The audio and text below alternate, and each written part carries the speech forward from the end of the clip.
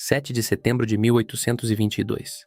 O Brasil aprendeu que, às margens do Ipiranga, um príncipe impetuoso sacou sua espada e, num grito de coragem, rompeu com Portugal. Mas e se eu te dissesse que esse grito foi ensaiado? E se a independência do Brasil não foi um acidente de percurso, mas um projeto de arquitetura política desenhado em salas escuras, sob o brilho de velas e o peso de juramentos solenes? Muito antes de ser imperador, Pedro I recebeu um nome que os livros de escola ignoram: Guatimozin.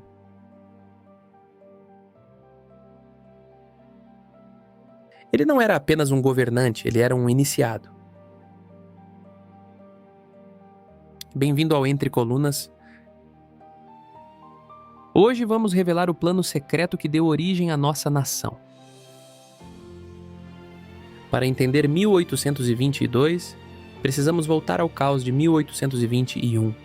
Portugal queria que o Brasil voltasse a ser uma colônia obediente. Mas as elites brasileiras, organizadas em sociedades discretas, tinham outro plano. Elas precisavam de um líder. Um símbolo que unisse o povo e a nobreza. José Bonifácio de Andrada e Silva, um cientista respeitado na Europa e grão-mestre da ordem, viu em Dom Pedro o candidato ideal, mas Pedro precisava ser moldado. Em 2 de agosto de 1822, o príncipe regente entra para a maçonaria. Ali, ele deixou de ser apenas a realeza para se tornar um irmão. Seu nome simbólico, Guatimozin, evocava o último imperador azteca que resistiu ao invasor. A mensagem era clara. A resistência contra Portugal agora tinha um rosto. Mas não se engane, não havia paz absoluta entre os arquitetos da nova nação. Dentro das colunas, 2 titãs se enfrentavam. De um lado, Gonçalves Ledo, o jornalista inflamado que queria uma república e democracia. Do outro, José Bonifácio, o conservador que temia que o Brasil se fragmentasse como a América Espanhola e defendia uma monarquia forte. Essa disputa de bastidores acelerou o processo. Ledo pressionava Pedro a convocar uma assembleia. Bonifácio contra-atacava com diplomacia. Dom Pedro estava no epicentro de uma guerra de influências. O grito do Ipiranga, ocorrido semanas após a iniciação de Pedro, foi o resultado final de uma pressão insuportável exercida por esses 2 grupos. A prova definitiva do plano está gravada no maior símbolo do país, a nossa bandeira.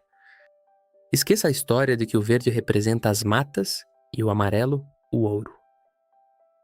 No século XIX, as cores tinham significados muito mais profundos. O losango amarelo, desenhado por Jean-Baptiste Debré, segue proporções geométricas específicas de harmonia e construção. O verde era a cor da Casa de Bragança. Mas também a cor da natureza e do renascimento. O círculo azul, as estrelas.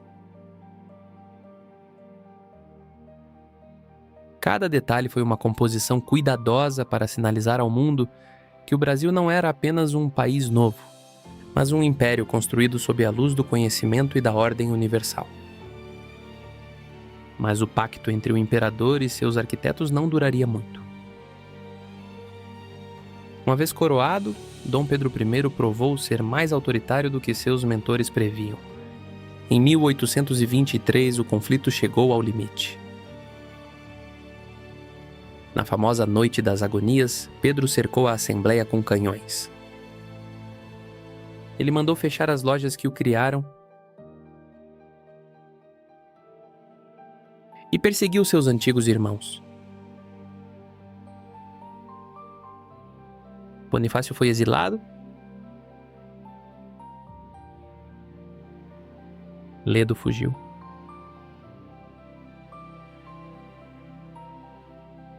O homem que subiu ao poder através do segredo agora tentava apagar seu próprio passado. A independência estava consolidada. Mas a aliança que a criou estava em ruínas. A história oficial pode até esconder os nomes, mas os símbolos permanecem. Eles estão na arquitetura das nossas cidades, na nossa moeda e na alma do projeto brasileiro. Entender o que aconteceu entre essas colunas é entender o DNA do Brasil. Se você quer continuar explorando as camadas ocultas da nossa história, inscreva-se e ative as notificações. A verdade está lá fora. Mas os segredos